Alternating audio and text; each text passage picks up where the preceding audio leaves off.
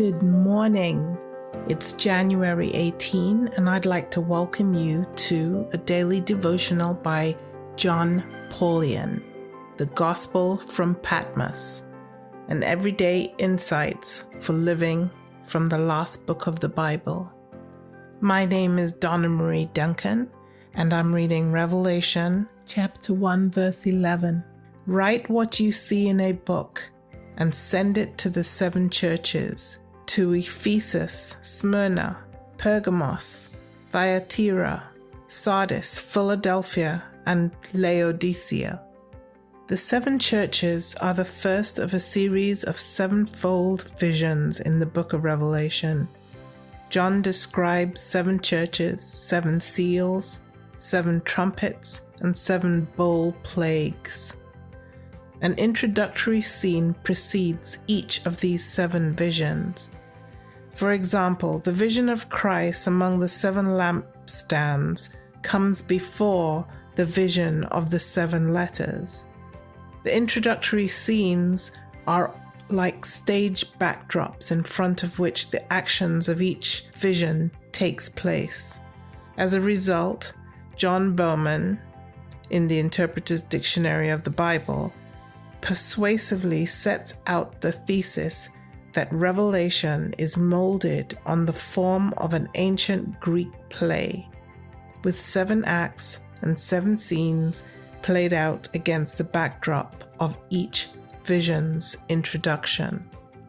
In the book of Revelation, then, God has used the familiar form of the drama to communicate a message about what is real in the universe. While actors often speak of things that are not as if they were true, drama can be a powerful vehicle to express truth. A former student of mine, Dan, always wanted to become a famous actor. Perhaps that was why his sister Cindy said what she did at their father's funeral. She observed to him that being a minister seemed a lot like theater. Somewhat to his surprise, Dan later entered ministry and found out that his sister was right in a way. He discovered that ministers play a role of great power and influence. They represent God to people. Ministers may have inappropriate thoughts at times, but they dare not act on them, or they will bring the name of Christ into disrepute among the weak, the young, and the unbelieving. Ministers, therefore, play a role. They must set an example because they represent Christ to the world. They must keep true to the script and not go off about, flirt, or tease. At the same time, they need to be accessible enough that people will share their pain with them. It's a rather challenging task.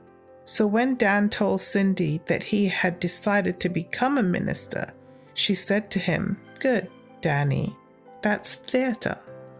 The role of the Christian in a secular world is equally challenging. We must always act with the mission in mind, yet be accessible to those in need. Who is skillful enough to meet the challenge? No one, but with God all things are possible.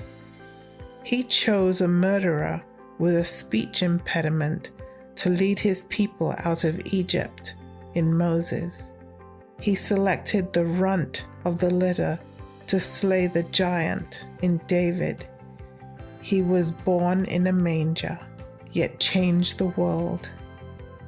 He summoned the unlikely to do what seemed impossible. He doesn't call the equipped, but equips the ones he calls. Dear Lord, help me to keep the mission in mind in all I do and say today. Amen.